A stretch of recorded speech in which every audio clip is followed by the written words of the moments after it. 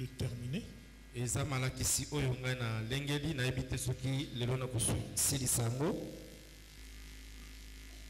J'avais sollicité de continuer cet enseignement que j'avais commencé le dimanche passé.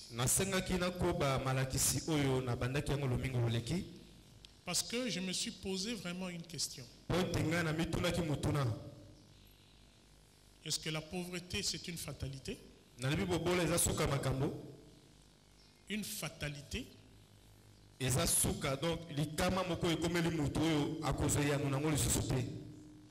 Ou bien c'est un choix?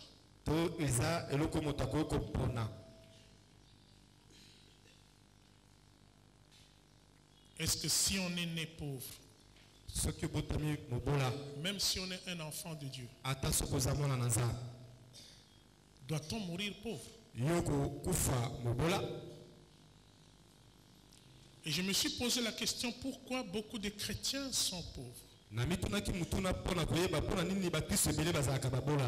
Il y a eu un pasteur qui m'a dit, c'est normal. Parce que le monde appartient au diable. Comme le monde appartient au diable,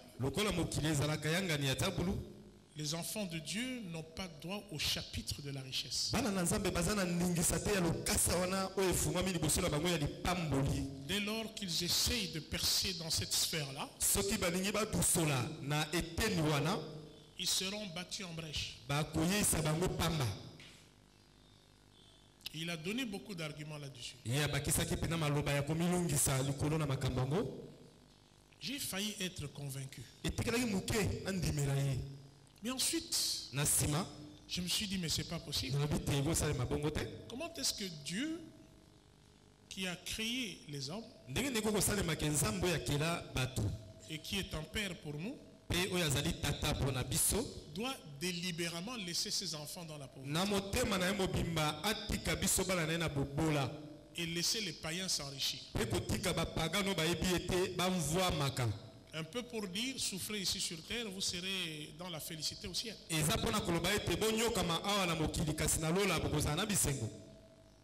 Dans les évangiles, il n'y a jamais eu quelque chose comme ça. Alors j'ai changé d'avis. J'ai voulu rechercher dans la parole de Dieu la bonne interprétation de certains versets qui semblent effectivement confirmer cette loi-là. Alors c'est ce que je voulais partager avec vous. J'ai commencé à le faire la fois passée. Je dis, on peut naître pauvre, mais ce n'est pas une fatalité.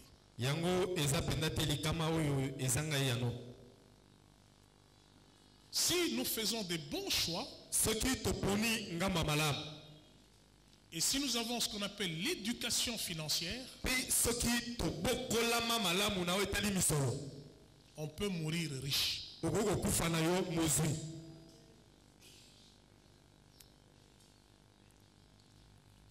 Il y a certaines choses que l'on ne peut pas changer dans la vie. Par exemple, le sexe. On ne peut pas changer l'ADN qui est en nous. Mais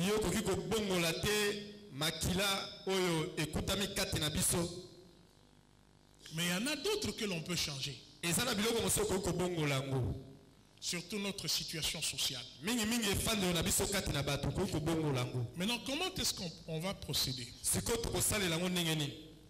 Alors, je vous donne des grandes lignes.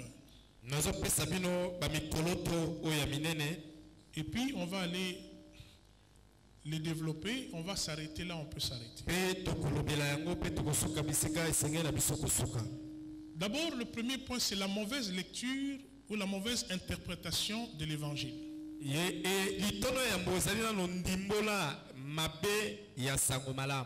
La mauvaise lecture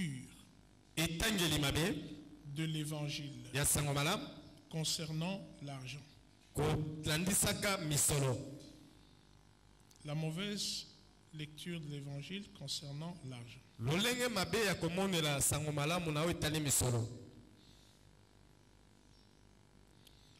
Deuxième point, les fausses conceptions sur la richesse.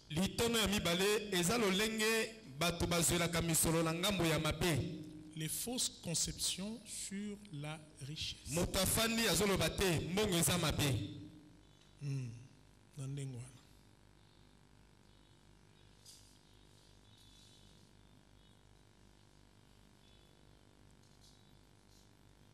Trois, la personne et les principes de Jésus-Christ.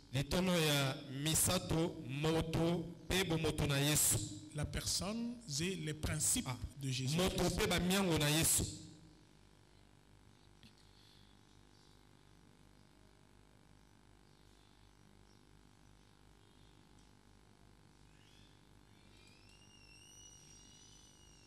Et 4, l'absence de l'éducation financière. L'absence de l'éducation financière.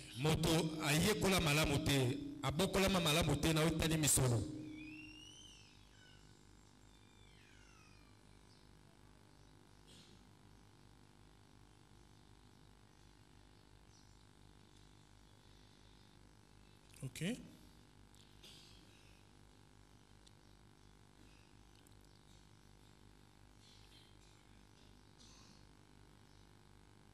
Et puis, conclusion. Voilà. Si on peut ainsi dire, quoi. Nous commençons. Le premier point, c'était quoi?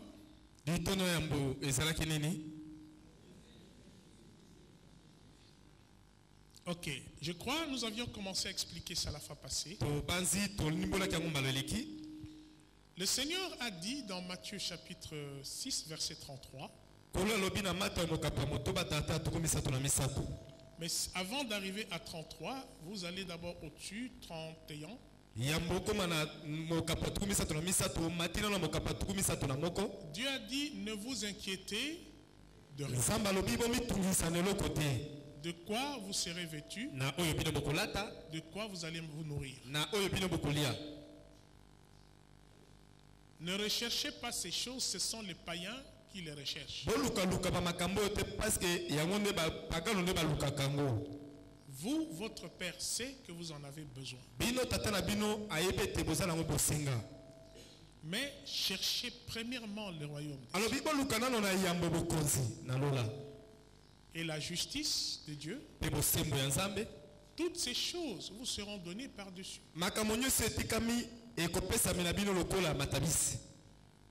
Amen. Amen. Les gens interprètent comme si chercher l'argent, ça devient une préoccupation des païens. Aller à l'église, c'est ce que les chrétiens doivent faire. Je m'en vais à l'église, je prie mon Dieu, et puis je laisse tout le reste. C'est pas intéressant. Mon Dieu va s'occuper de moi. Moi je prie, je jeûne, je monte sur la montagne. Quand je descends, Dieu me donne une voiture. Je remonte encore sur la montagne. Je prie, je jeûne. Quand je descends, Dieu me donne une parcelle. Est-ce que c'est comme ça qu'il faudrait? Dieu a voulu mettre les priorités sans négliger le reste. C'est-à-dire, vous cherchez le royaume. Là, vous trouvez la vie éternelle. Là, vous trouvez les qualités qui sont dues à un enfant de Dieu. L'honnêteté, l'intégrité, la fidélité, le travail. Vous avez ça lorsque vous cherchez le royaume des cieux. Vous avez un caractère chrétien lorsque vous cherchez le royaume de Dieu. Et quand vous avez été suffisamment constitué, suffisamment bâti comme enfant de Dieu, maintenant vous allez dans l'activité séculière. Comme vous êtes un enfant de Dieu, vous serez un meilleur travailleur. Comme vous êtes un enfant de Dieu, vous serez un meilleur patron. Alors dans la vie professionnelle, vous serez meilleur. Parce que vous avez cherché d'abord le royaume et la justice de Dieu. Alléluia. Amen. Mais ce n'est pas venir à la permanence du matin jusqu'au soir. Oh mon Dieu, vraiment. Ça là tout. Tu sors, tu dis où est la voiture? Oh, Seigneur, tu as traîné, mais vraiment pour moi, par la foi, j'aurai la voiture.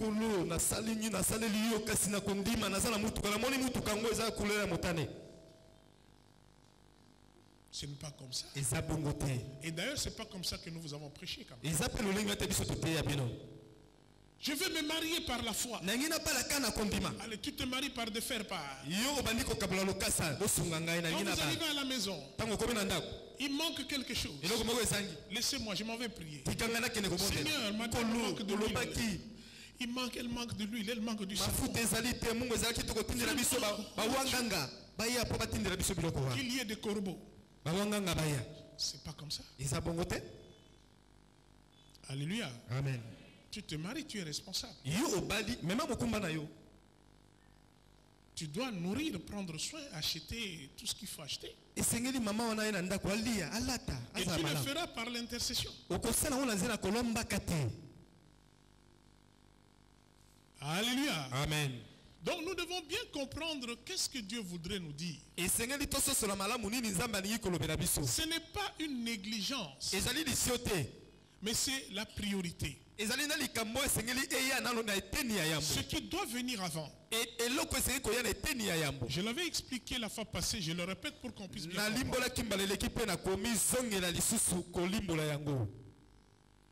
C'est comme ça que nous ne voulons plus cette race de personnes qui ne veulent rien faire. Et qui disent Dieu va tout faire pour eux. Non, Dieu ne fait pas tout pour nous. Il fait sûrement une partie, ce qui lui revient. Mais le reste, il nous les donne parce que Dieu n'est pas allé cultiver et garder le jardin pour Adam.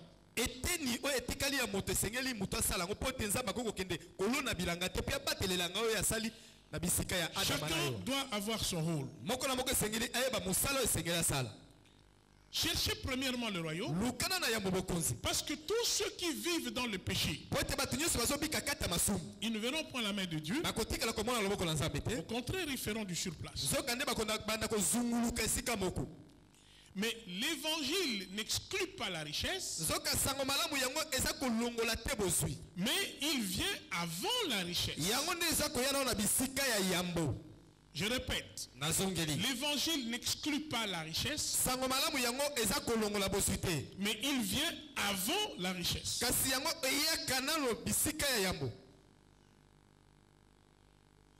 Si nous retournons vraiment à l'origine de l'âme, Adam a reçu en héritage le jardin d'Éden. Et non seulement ça, il a encore reçu la bénédiction de Dieu pour cultiver et pour garder le jardin. On lui a donné l'ordre d'être fécond et de multiplier. Qu'est-ce que cela voudrait dire? Dieu a donné à chacun un don ou un talent. Et il voudrait que ce don qu'il t'a donné ou ce talent soit multiplié. Il ne voudra pas que ça reste seulement comme ça au stade qu'il t'a donné. Il faut que tout ce qu'il t'a donné puisse être multiplié, puisse être fructifié.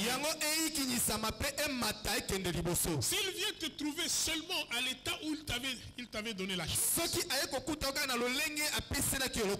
il va te condamner. Il dit, je ne t'ai pas donné ça pour que ça reste à ce niveau-là. Mais je te l'ai donné pour que tu l'exploites, que tu le fructifies, que tu multiplies.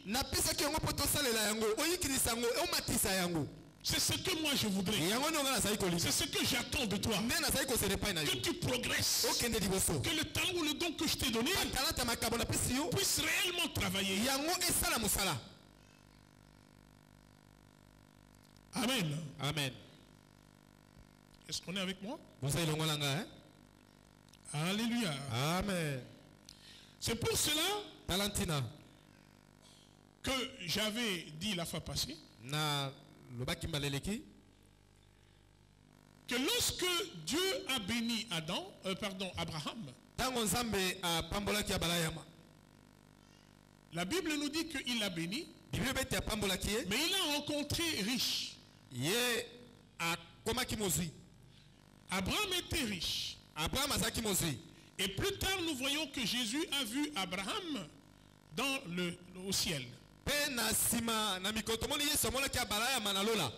Abraham le riche est allé au ciel.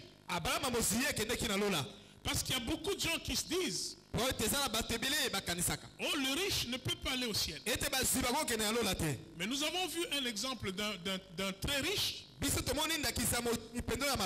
qui s'est retrouvé au ciel. Et je vous avais dit la fois passée que même au ciel, on a bâti tout un quartier en son nom. Qu'on a appelé le Saint d'Abraham. Tous ceux qui sont là-bas connaissent ce quartier-là. Et l'homme qui est là, il était très riche. Alors toi tu dis non, les riches n'iront pas au ciel, ça sera ma place. Qui t'a dit ça? Enlève cette idée-là. Maintenant nous allons voir ce qui dérange les gens. C'est ça le deuxième point, les fausses conceptions sur la richesse. Alors les gens disent, la parole de Jésus dit, heureux les pauvres en esprit,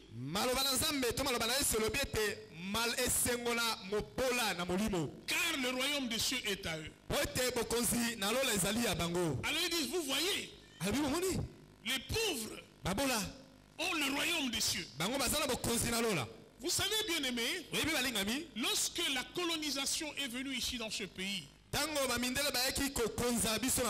avec les prêtres, c'était ce discours que l'on tenait aux gens. C'était pratiquement leur dire, acceptez votre situation de pauvreté. Travaillez bénévolement. Mais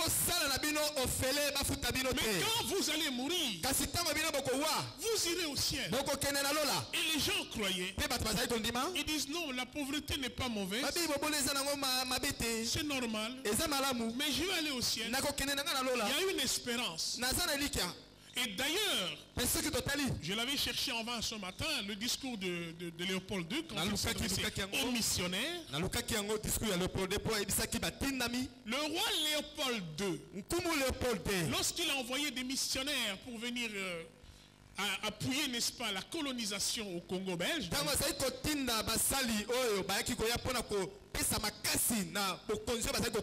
les a rassemblés dans une réunion, dans une conférence. Et il leur a dit ceci: n'allez pas leur apprendre qu'un Dieu existe, parce qu'ils croient déjà, ils connaissent qu'il y a un Dieu qui existe. Mais allez leur dire, donnez-leur le message du genre, heureux les pauvres en esprit.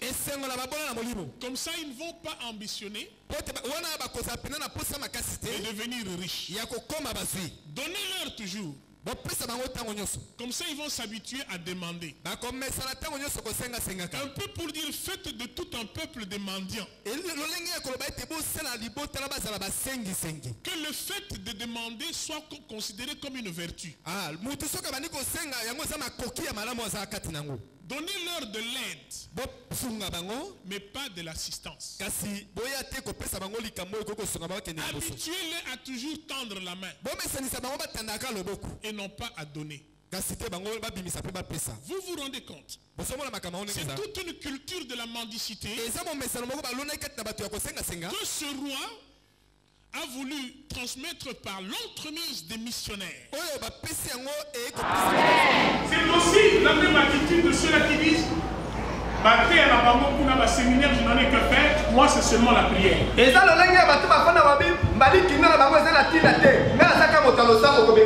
Non, quand tu veux apprendre, tu es pauvre et tu veux t'enrichir.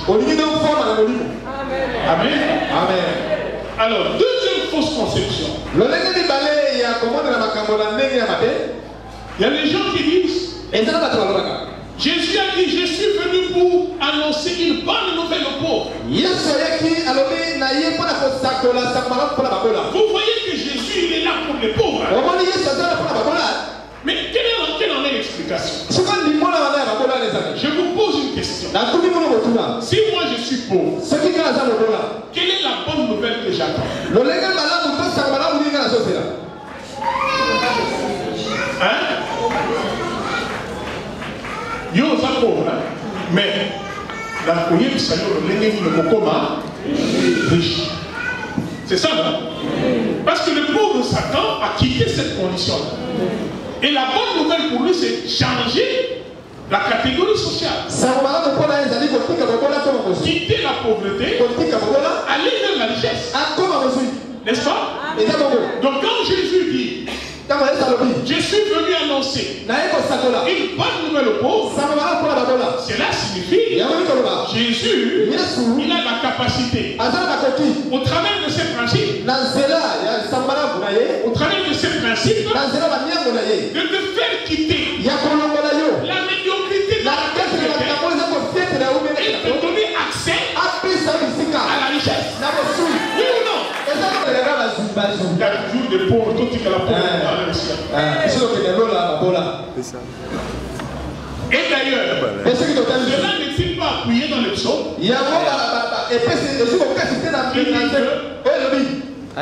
Du fumier, il retire l'indigent.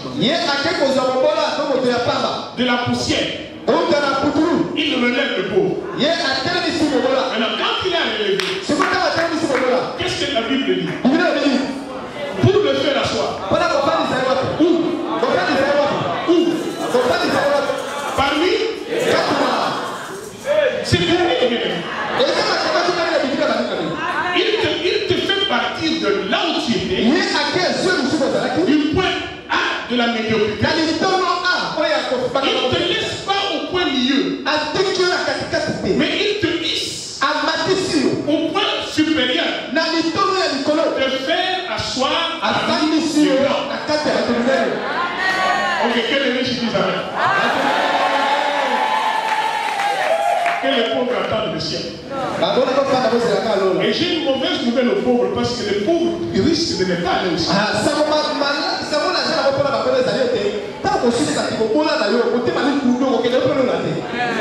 Tu as anticipé. J'en arrive.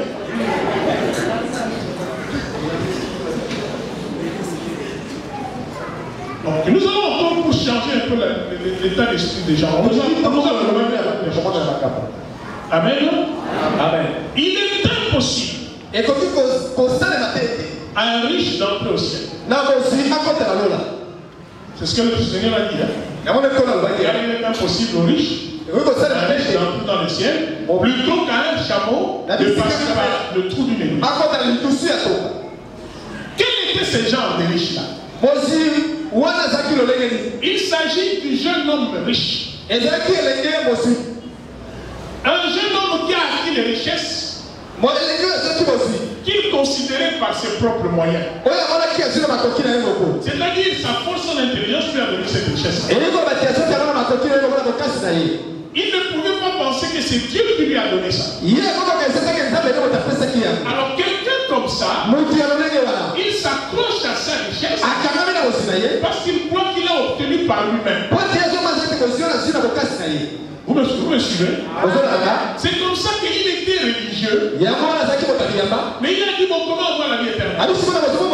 Jésus a vu qu'il était attaché à ses richesses. Jésus a vu que c'était une personne qui aimait la richesse plus que quoi que ce soit. Et c'est ainsi qu'il lui a dit, laisse ces choses, suis-moi. Il avait un plan. Parce que le Seigneur, souvent il y a des gens qui se demandent, mais quand il va t'embêter, non, le Seigneur voudrait te dépouiller d'une mauvaise richesse pour t'en donner une bonne. Est-ce que vous me comprenez? Ce n'est pas qu'il va te laisser pauvre, mais maintenant il va te donner une bonne richesse, une vraie richesse venant de lui, de manière à ce que tu saches que si je suis ce que je suis, parce que c'est le Seigneur qui a fait de moi ce que je suis. Alléluia. Alors ces gens de riches-là, attachés à leur richesse, parce que les gens qui soi-disant par leurs propres efforts, ils n'obéissent pas à Dieu. Alléluia. Amen. Ils ne donnent pas. Il se dit, je prendrai mon argent. Vous voyez dans la Bible, il y avait des bons riches et des mauvais riches. Les bons riches, nous voyons Abraham. Lui, c'était Dieu d'abord. S'il me demande même Isaac, je lui donne. Alléluia.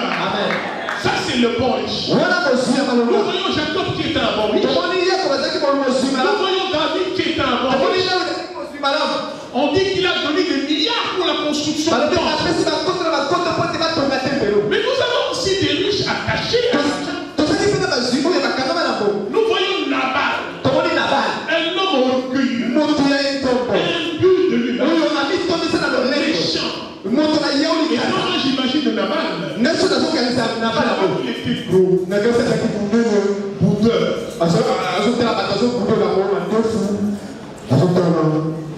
C'est avec la manière. Alors quand on lui dit, écoutez, les serviteurs de David ont protégé l'espace de ton châtel.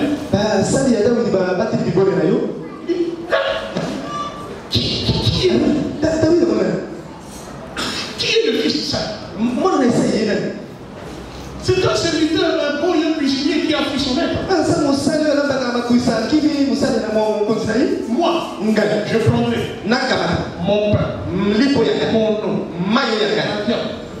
mon vin, pour donner à je ne sais qui.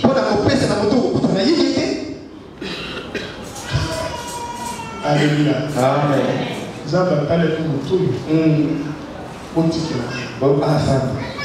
David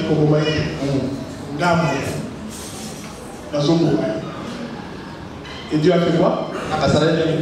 Il a tué. Ça, ce sont des riches qui croient en leur richesse. Et c'est comme ça que Dieu dit ces gens de riches-là. Il est impossible d'entrer dans le ciel. Mais nous avons vu Joseph d'Arimathée qui était riche. Il s'en est servi pour offrir à Jésus le pain comme honneur. Vous allez voir les riches. D'abord, bon, souvent ici dans nos pays francophones, on ne voit pas beaucoup de riches dans l'église. Mais allez dans les pays anglophones, c'est plein de riches.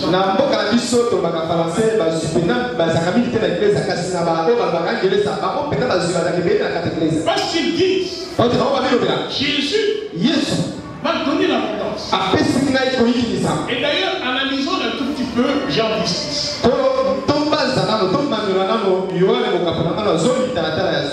On On dit quoi? Le voleur est venu pour dérober, égorger et détruire. Ça, c'est la mission du voleur. Mais moi, je suis venu pour que mes brebis aient la vie. Ça, c'est la vie éternelle.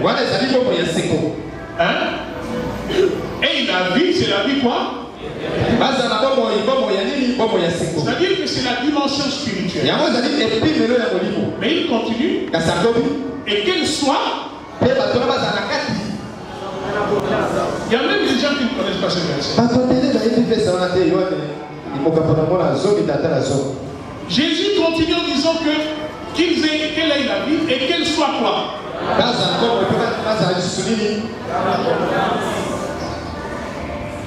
La ligne binôme c'est grisé. Là, il a écouté. Ce qui exprime là qui nous volait côté et femme. Vous avez été là, il n'a plus colère. Esprit et le roi, vraiment. Yes. Mais vendeurs, grands distributeurs de produits à l'aloe vera.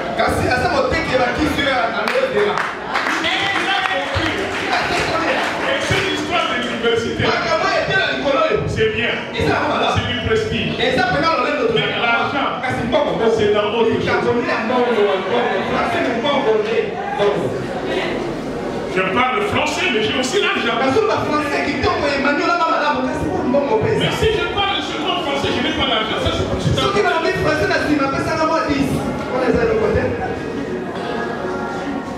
Amen. Amen. Nous continuons bien aimés, nous allons à terme parce que le temps est en train. Jacques dit, ne méprisez pas les pauvres. Parce qu'ils sont riches dans la foi. Et moi je dis, si cette foi-là que ont les pauvres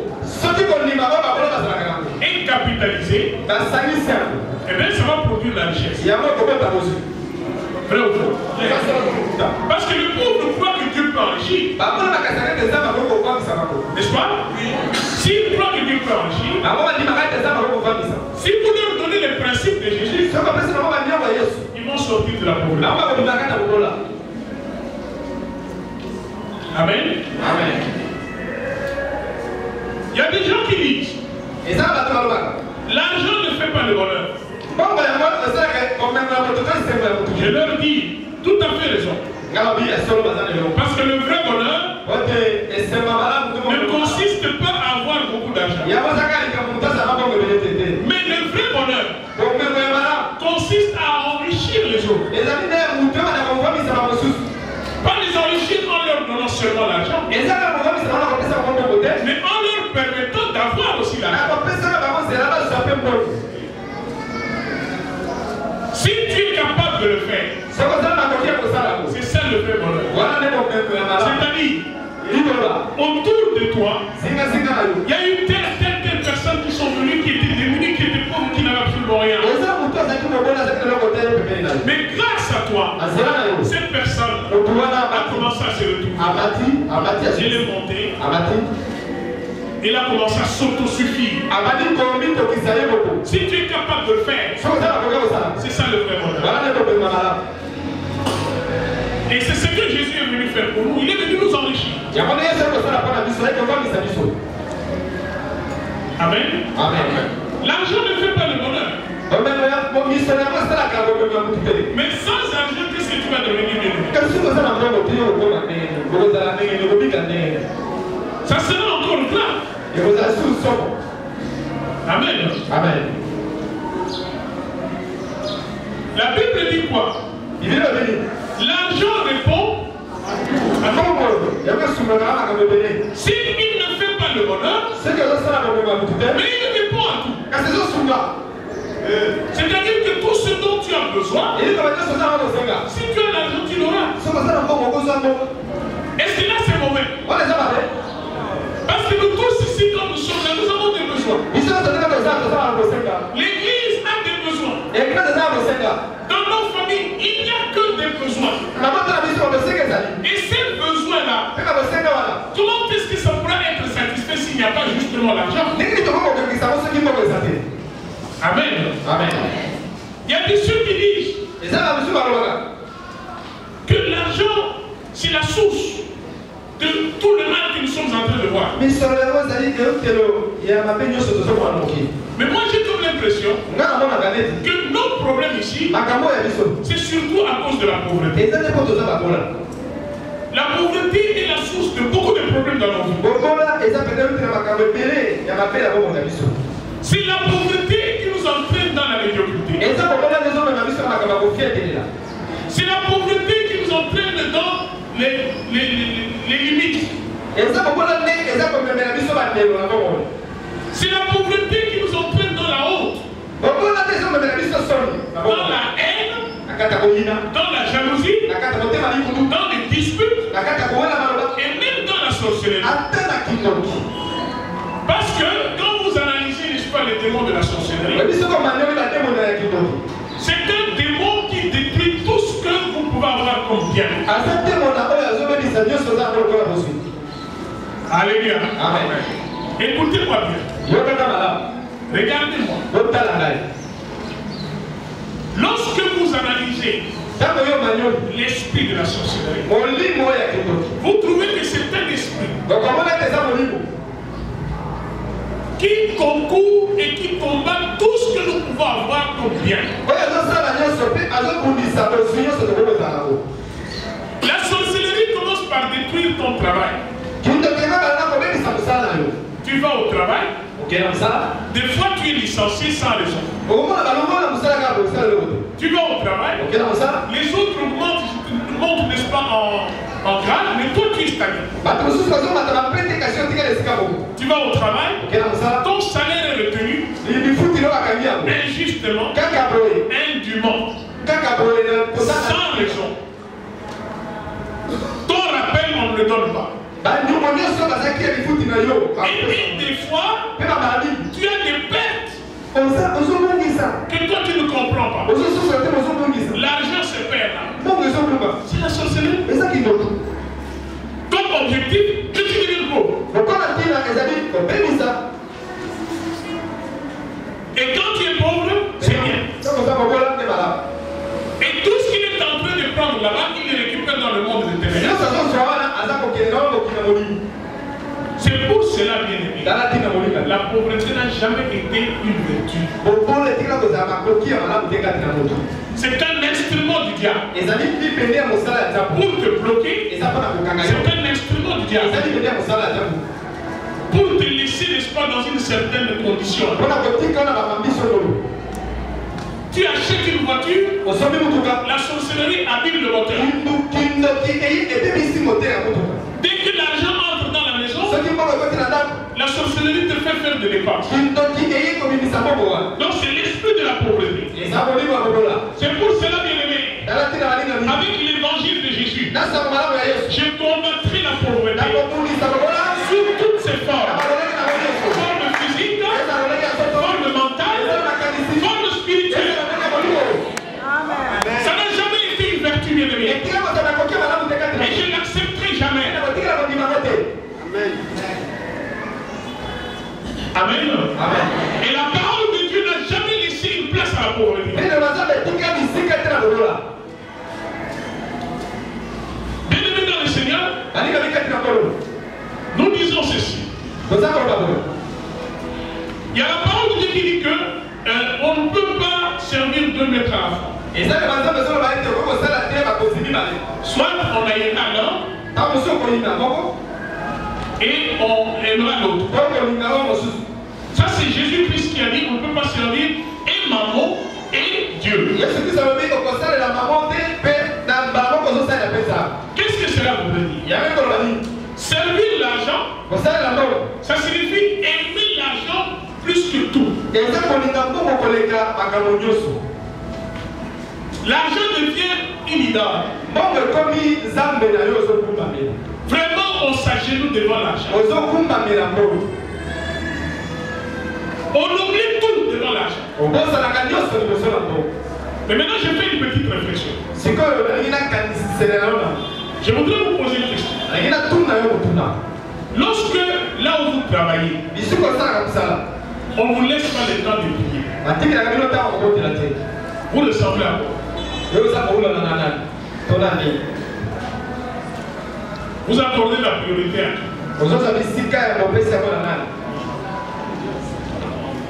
Hein? Travail et l'argent. C'est qu'on a la priorité. Ça, quelque part, ce qui totalement bien.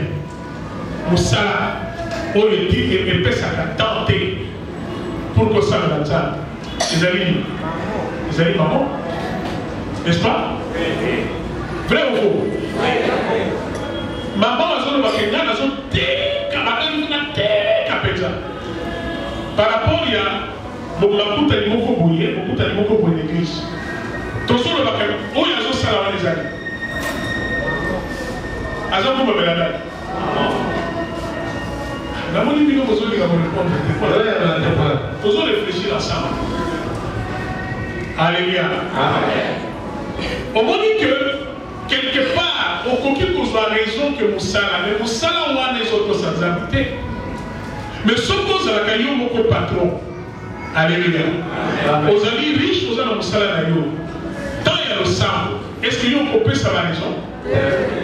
On dit qu'il y a un parce qu'il y a un beaucoup de boss. Ok, dans le sang, ok, beaucoup de l'argent. Parce que tu n'adores pas le travail, tu n'adores pas l'argent. Mais il y a un travailleur quelque part. Et bien en tout cas, au dimanche, il faut voir ça. Ma camarade, on a jamais, tu es obligé. Quelque part, c'est une sorte d'adoration qui ne dit pas son nom. Si tu continues comme ça, tu vas manquer beaucoup de choses. Tu seras sous-instruit sur le plan spirituel. Et tu risques de mourir pauvre. Parce que tu es esclave de celui-là qui est en train de te surutiliser. Vrai ou faux? Ok, d'ailleurs, de toute façon, on a limité le temps de réfléchir. Je n'ai pas besoin de votre accord. Je parle des choses que je vois. Parce que si par exemple je suis allé m'échanger, beaucoup de gens étaient libres. Parce qu'ils ont leur petite entreprise. Parce qu'eux-mêmes ils peuvent se prendre en charge. Il n'y aura pas de raison pour s'absenter au programme de l'église. Alléluia. Gloire à Dieu. Maintenant nous allons voir. Il a dit, Jésus c'est l'homme le plus riche du monde qui existait, qui n'existera plus. Et moi je lui donne raison. Imaginez-vous si, comme Jésus avait l'habitude de transformer l'eau en vin, ce qui se voit, on voit les bambaïs, mais il va vivre avec le téka. Il dit de mon terrible. Il y a transformation, même au Coca-Cola, où il y aura quoi de terrible. Bracongo, tout ça, parce qu'il y a ça pour fabriquer, ça pour foutre ta personnalité. Alléluia. Azo sommes un peu ma produit implanté. Azo foutre à main, il y a les autres. Là, pour rentrer. Quelqu'un m'a beaucoup. Alléluia. Ce qui est Jésus, n'est pas avec une mobile qui sont malades. Alléluia. Quel est l'hôpital qui peut rivaliser avec celui-là? Aucun cas qui est dans l'hôpital à Jésus, quel que soit la maladie. Combien ça pouvait lui rapporter? Parce que l'hôpital, n'importe quel malade, il se trouve quel balamo que ça y est. Mais c'est le monde entier qui est devenu. Oui ou non? Oui. Bon, Jésus a ça pour ressusciter ma mort. Ma fanatique Michael Jackson. Mais Balida qui va se faire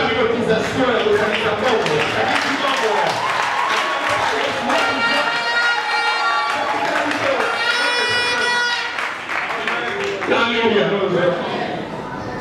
Vous doit comment faire mon c'est un exemple, effectivement. Alléluia. C'est-à-dire que les miracles où Jésus a fait au Sala, s'il devait comptabiliser ça, s'il devait commercialiser ça, mais ça serait mieux de l'emporter. Parce que dans tout ça, personnel est athée. Bâtiment au Fouta est athée. Courant payé est athée. Maï est athée. La split de l'enconditionnement est athée. Opération beaucoup sans cicatrice, car on a beaucoup de consultation.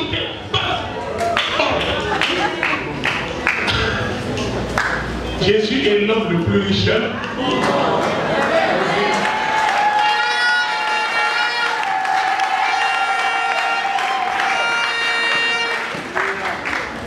C'est pour cela, bien-aimé. Yébissa monina comme on a le nom de bouille pauvreté, il est en pauvreté.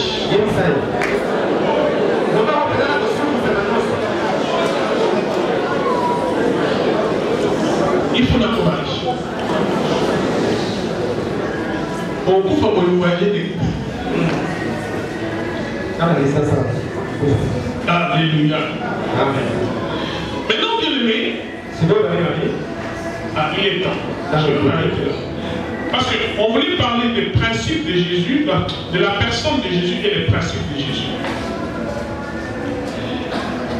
La personne de Jésus nous donne la vie éternelle. Mais les principes de Jésus. Premier principe. Je suis venu pour que mes brebis soient dans l'abondance. Donc la volonté de Jésus, c'est ton abondance. Deuxième principe. Celui qui sème peu, moissonnera aussi peu. Le principe de la sémence. La sémence, c'est aussi l'investissement. Ton argent, tes avoirs, ne garde pas ça seulement, mais il faudra à la longue que tu puisses s'aimer ça. Nous s'aimons dans l'église pour avoir la bénédiction. Parce que la bénédiction nous protège contre ceux qui dévorent d'une manière mystique. Mais nous s'aimons également dans nos entreprises pour que ça puisse produire davantage de capitaux. Et Christ a dit, vous s'aimez peu, vous moissonnerez peu. Mais vous s'aimez abondamment, vous allez aussi moissonner abondamment.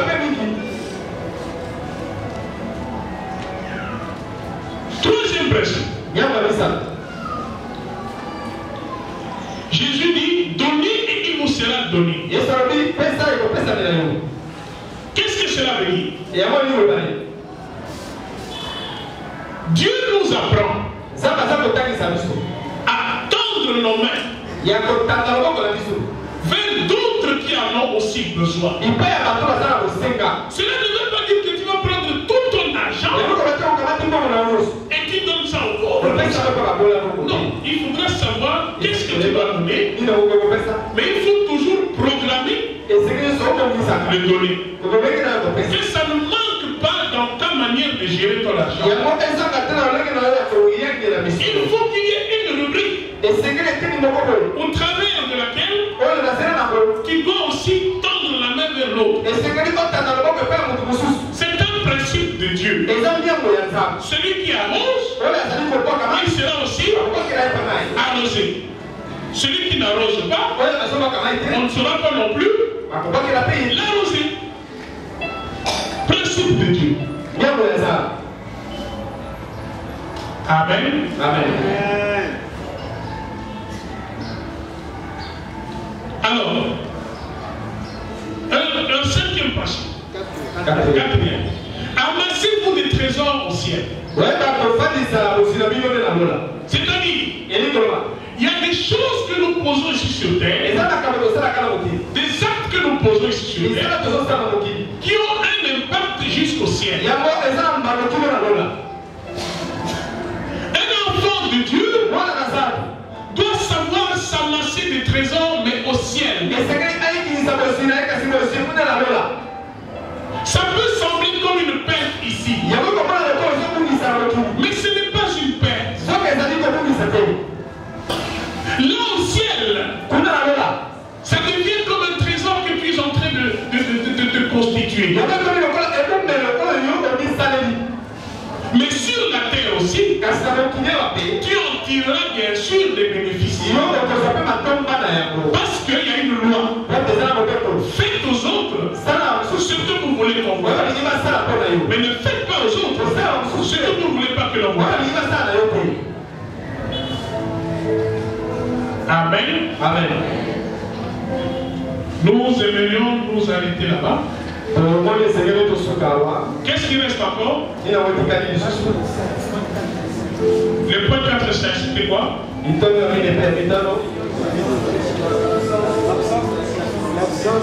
L'absence de l'éducation financière et puis conclusion.